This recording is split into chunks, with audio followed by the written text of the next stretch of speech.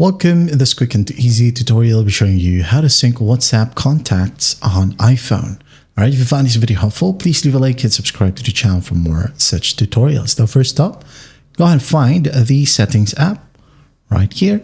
Just tap on it, wait for it to load, and then once it loads, go ahead and scroll down a bit and find Privacy and Security. Okay, scroll down right here. Just tap on it, wait for it to load, and once it loads, go and scroll down a bit once more and just find Contacts. Okay, right here. Tap on it. In this list, all you got to do is just find WhatsApp. Okay, now you won't be able to see WhatsApp right here if you're not logged in to WhatsApp or you don't have the application. Make sure that you installed the WhatsApp app and then logged in.